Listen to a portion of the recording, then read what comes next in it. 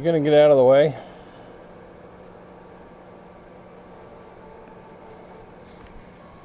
Hello and welcome to 2025. It's the first video of the new year for me. With the new year brings new and exciting things, including some new questions like what's the new year gonna bring? Am I gonna find gold this year? What's in this black box? And why am I wearing this stupid hat? Well, for the answer to at least one of those questions, stay tuned and we will answer that for you. So a fellow prospector reached out to me, geez, it's got to be a month and a half ago anyway, probably longer than that, but said he had a new product that he wanted me to check out. And I really appreciate the fact that he reached out to me.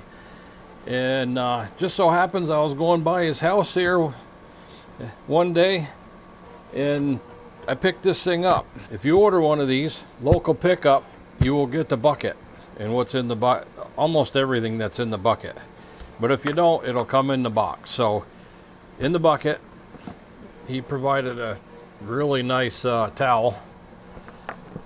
This screen came in the bucket, but this will not be in the bucket or in the box when you order that. He just threw that in there for me. We have instructions with business cards. On the card is a QR code, and if you scan that with your phone, it brings you right directly into his website where there's lots of information on this and a whole bunch of videos. And here's my helper. Okay, meat and potatoes. He calls this the gold box.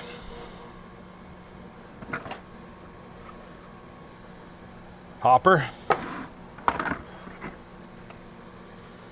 Threaded rod and attachments to put it all together with.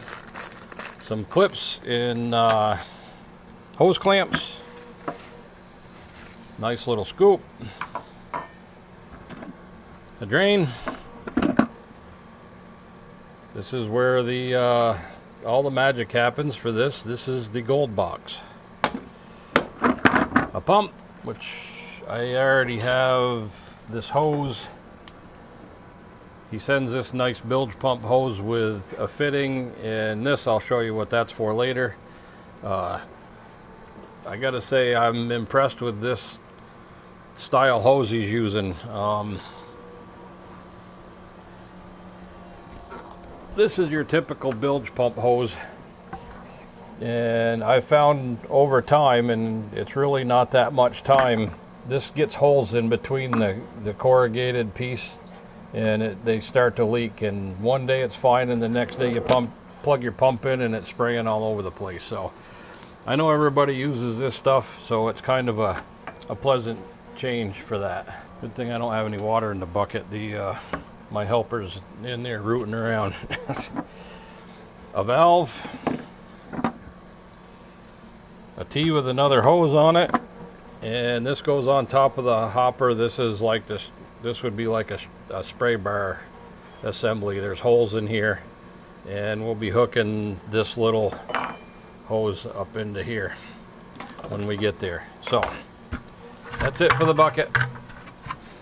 I've seen people use these buckets. I like the size of this thing. It's as big as a normal 5-gallon pail, so your classifiers will fit in it. So this is the first one of these that I've actually seen. It's probably a 3-gallon bucket as opposed to a 5. I just want to take a minute. This is all 3D printed stuff, and if you've seen my one of my 5-minute Friday videos, I have gone over 3D printing a little bit, and I think it's having a bigger and bigger impact on the gold prospecting industry, if you will. The more and more products I see being marketed nowadays, the more and more this stuff is being 3D printed. I want to just take a minute because I don't really know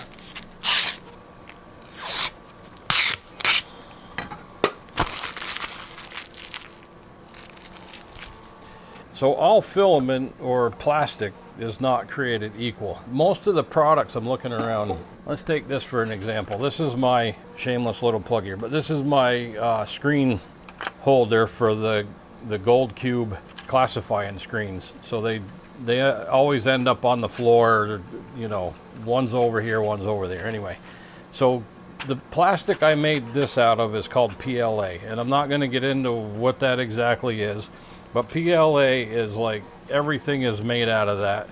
All the toys and all the stuff that you see online is probably made out of PLA. It's a decent plastic. It's pretty rugged, but it is very brittle. So if I was to drop this on the floor, it would probably break apart pretty easy.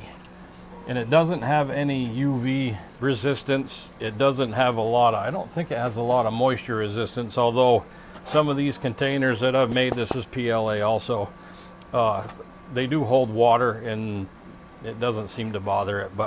And they also are really sensitive to heat, so it doesn't take a lot of heat to make those warp. And if I was to leave this in my car, it would warp. So anyway, that being said, there are other filaments out there now.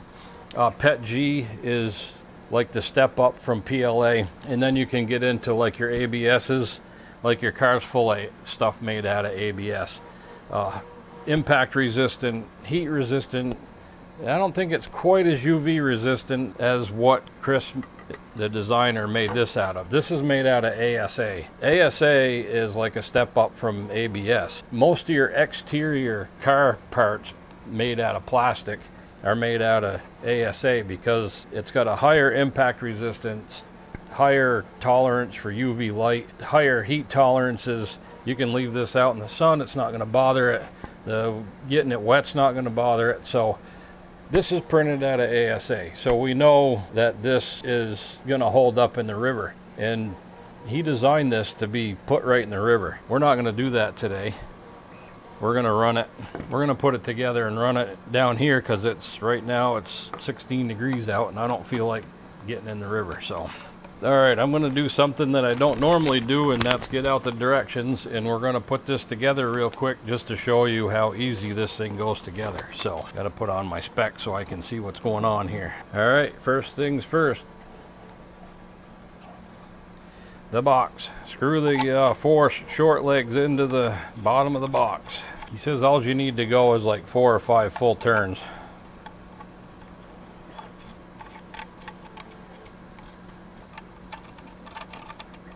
I'm sure he doesn't want them bottomed out because you're going to have to adjust these a little bit, I think, to get it somewhat level. There is a note in here that says you don't have to have this thing totally level. Yeah, see, it's not even close. So alright, that's sitting on all 4 legs pretty good, somewhat level. I'll put that there for now. Next step is to put the drain in. I'm going to orient the drain, I think, right this way. Oh, that's a nice snug fit. That fits in there really nice. Fit and finish on this thing is really nice. I don't know what he's using for a printer, but it did a really nice job. Now the hopper is not made out of ASA, but it is made out of PETG, which is, I think, the next step up. Usually when you first start out 3D printing, you print in PLA because it's the easiest, and then you graduate up to PETG, and then that's PETG. And then you work your way up to some of the more complicated or harder to print filaments once you kind of get your feet under you and start to understand how your printer works. But this is made out of PETG, nice impact resistance. If you've never heard of PETG before, a lot of packaging is made out of that, like display cases in stores, plastic display cases. It's pretty widely used in the medical industry too for a lot of things, because I think it can be sterilized. Don't quote me on that. Alright, next we got the drain installed. And then it says assemble the inlet assembly. All these parts should be a pretty snug fit. This tapered end goes in. That's why it's tapered, so it kind of lays up against that box. I didn't see anything about using a hose clamp. We're not going to do that for now. Actually, I think I am going to use a hose clamp just to hold that a little bit better. provided alligator clips too for the pump. Kind of an odd duck size, so we'll use a minus. There, that holds that pretty well. I think I can probably put the tubing on here too. The black tube. Yeah, look at that. There's only 3 pages of instructions, and there's pictures. So that's important for us older fellas that have a hard time with everything. 2 of these, I'm just putting these rods together. Another thing I noticed is when a lot of people cut these threaded rods, they just cut them. He beveled the edges, so it makes this thing go together a little smoother. A lot of attention to detail here. So I think this goes on here like that. Grab the 2 long rods, caps down. We're gonna put the hopper in here. Another very nice snug fit. I don't think it matters how much sticks out the top. I didn't read ahead, but judging by the picture, the spray bar assembly is going to go down through there.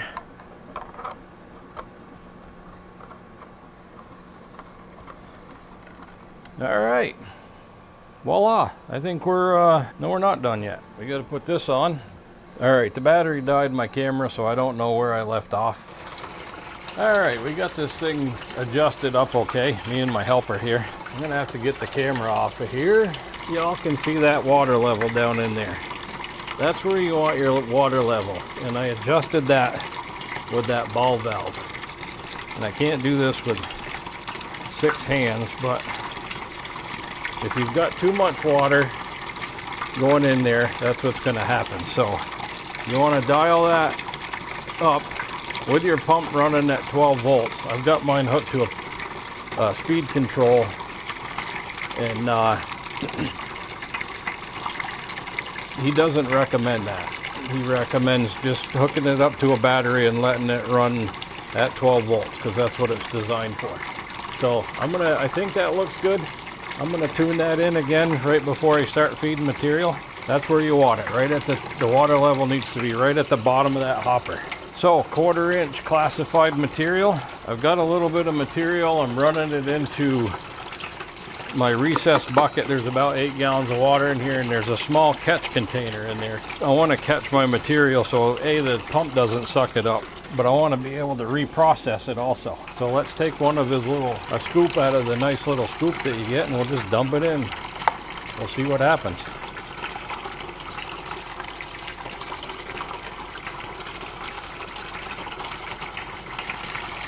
Let it process that through.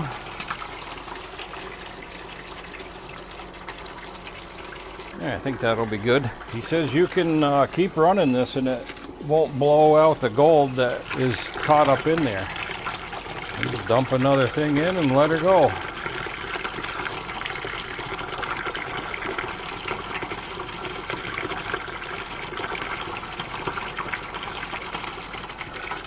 Another thing to note, there's no jet dry in this. From what he says on his website, this box is pressurized.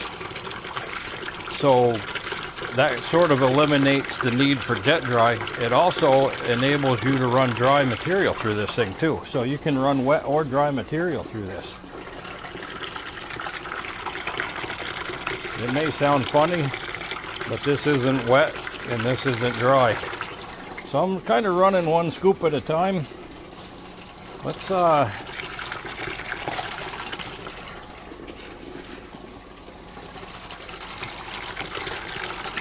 Let's feed this thing some material. See how it does. We'll even go to a bigger scoop without making too much of a mess.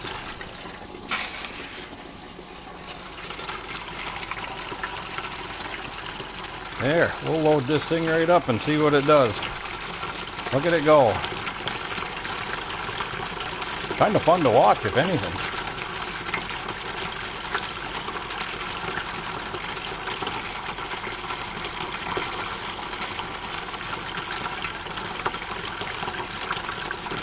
That's not plugging up the hopper. Seems to be taking it.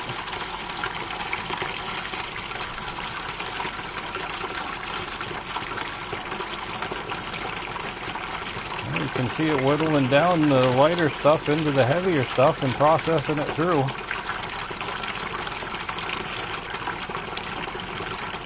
Yeah, that thing whips right through the material. This is impressive. All right, in this scoop of dirt, I just dumped a snuffer bottle in to add some black sand in it, and I'm pretty sure it had some gold in it, because I want to make sure that there is some gold for that to catch.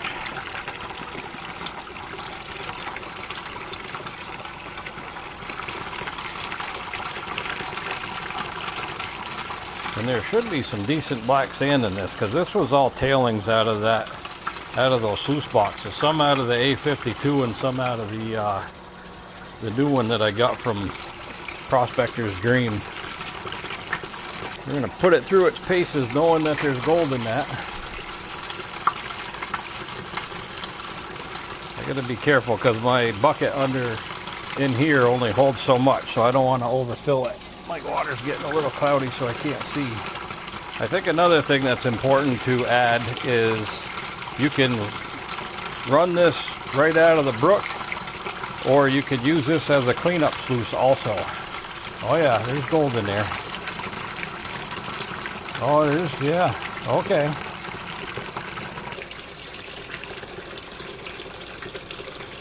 Yeah, it's pretty cloudy water, but there's gold all over in that corner. There's some gold in here.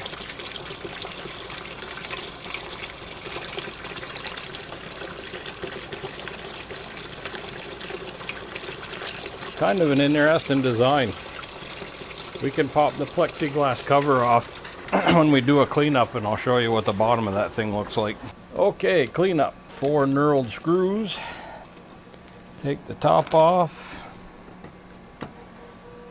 Flip it upside down.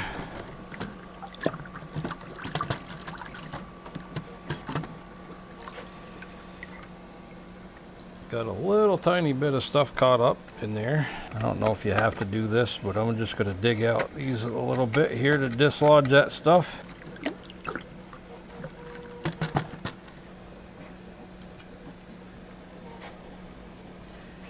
Couple little pebbles here and there, but I think we're good. Oh, there's gold in there. Does it catch gold? Yes, it does. Does it catch all the gold? I don't know, but it caught a lot of it. Guess there was more gold in those snuffers than I thought.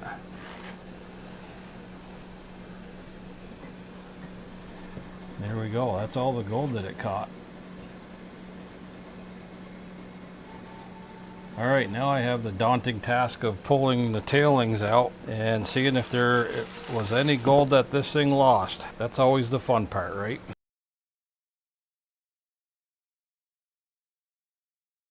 Okay, this is run number 2. I had some loss on that last one, I'm not going to lie. But I think you can see this in the edge of the frame here. This is all the material I'm going to run. And I put the same amount of gold back into it. I recovered everything. So what I did was, since I'm running this on a speed control, I dropped it from, I think I was running like 12.2 volts. It's down to 11.5. I might have been running this a little too hard. He did tell me that this wasn't designed to run off from a speed control, and I'm not sure what a battery would actually put out. So I might have a little more horsepower at 12 volt than like a 12 volt battery. So we'll drop it down to 11.5 and rerun this stuff. I won't torture test this thing. I probably shouldn't have done that in the first place. That probably wasn't a good idea. Not for the first time. I mean, I'm brand new to running this thing, so I don't know what its capabilities are, and I don't want to go beyond it and say, oh yeah, look at all the gold I lost. What we'll do is we'll run this pan, recover the dirt, see what we caught, and then rerun the tailings again and see what we missed and see if we made any improvements by doing that.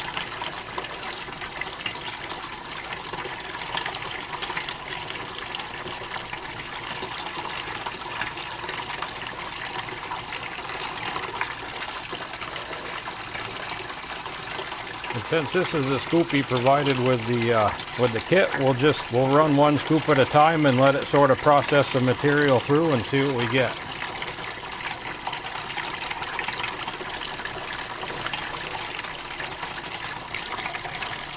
Our level's hanging right about this level right here.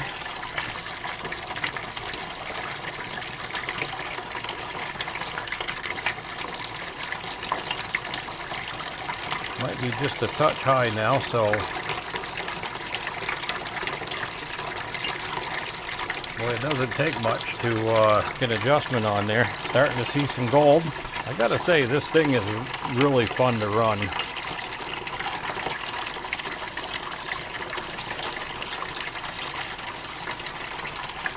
Starting to see gold pocket up right there in the O. I forgot to show you the inside of this the last time, but he debossed gold box into the bottom of that thing.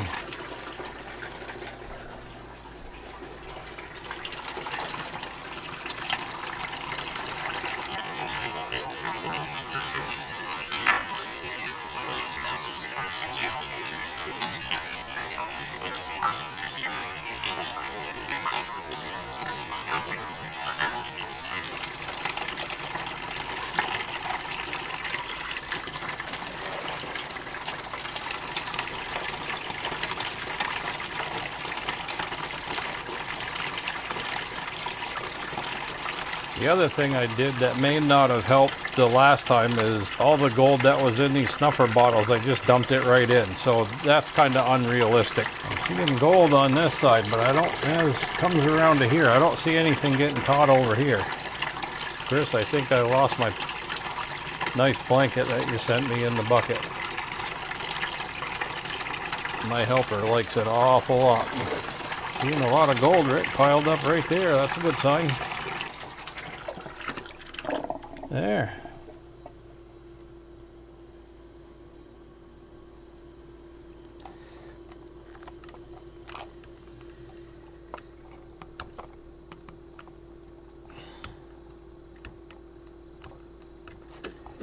All right, we'll get that. So, I think last time I said that I thought I might have dumped some gold back, but there wasn't anything in there. So, whoops.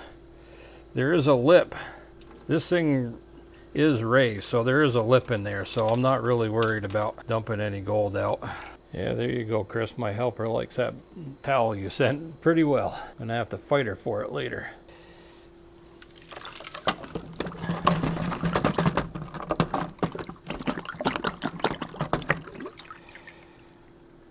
All right, looks like there's quite a bit of gold in there. All right, that's what we caught.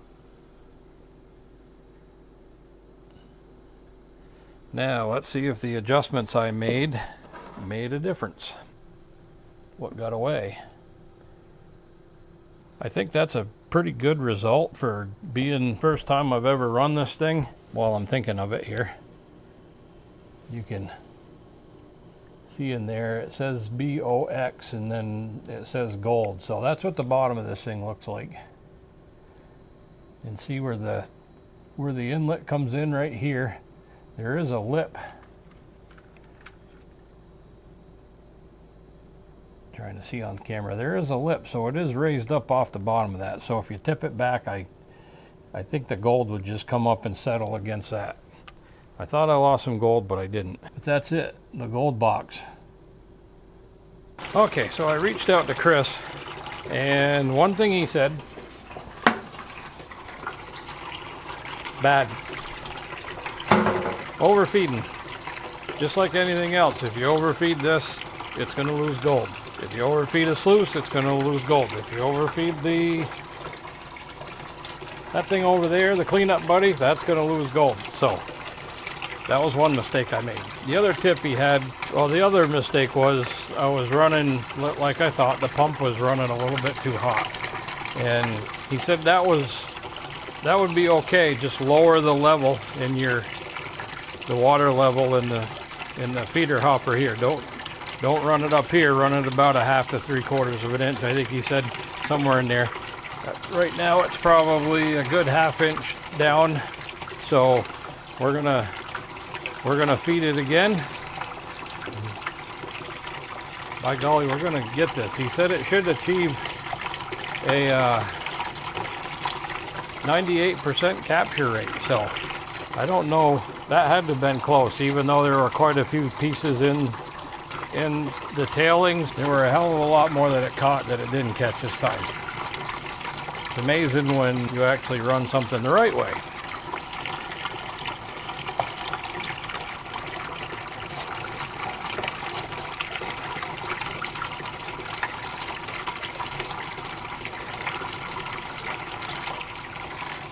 He said you can feed this every 10 to 12 seconds, but I think I'm going to give it a little bit more time than that and watch it clear out. I'm in no hurry. I changed my water so it's nice and clear again.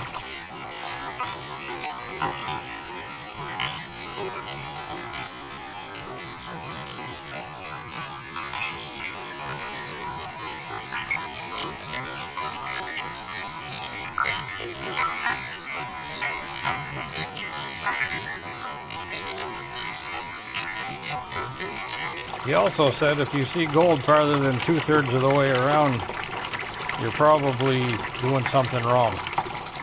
I haven't seen that yet, even though I was way overfeeding it. I didn't see any gold that far around.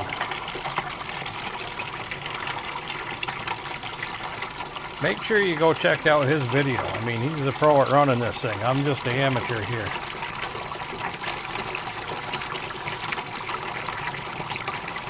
I put a nice little picker in here. Let's see where that ends up.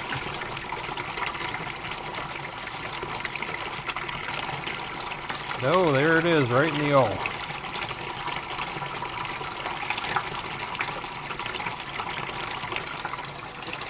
That thing landed there and it's stuck. Yeah, I can definitely see the amount of material that comes through with this smaller scoop compared to the bigger one. I think I was packing that thing right up with the big one. You can see that material comes in and then it gets stratified. I went to download and watch some of the earlier clips on my computer and my SD card's not reading anymore. So I shined a light in the card slot and it looks like there's a pin that came dislodged. So I just spent the last hour sending emails to tech support, seeing if there's anything that they're going to do for me under warranty.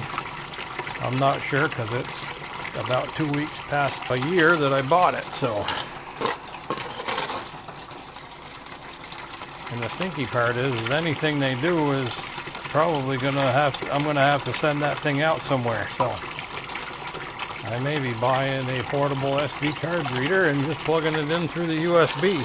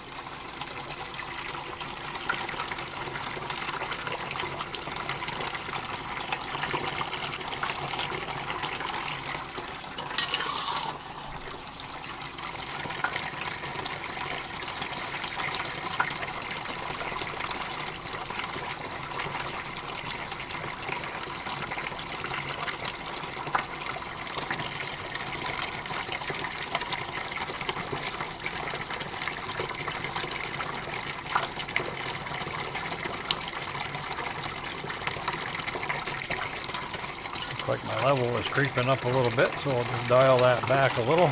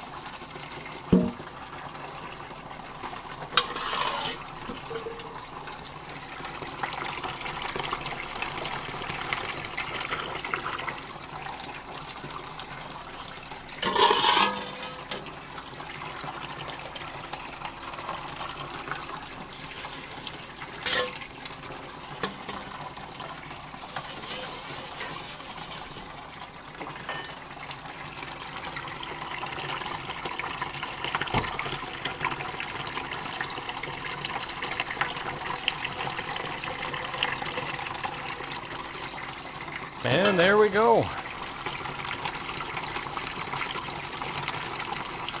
Let that clear out some. I'm going to get my face down there because I want to see if there's any gold. Over on this side. A little bit here.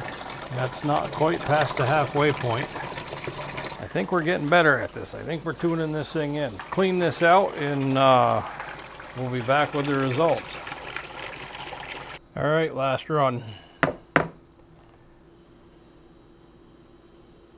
There might have been 2 little tiny fly poopies in the tailings on that, but that was it. That thing caught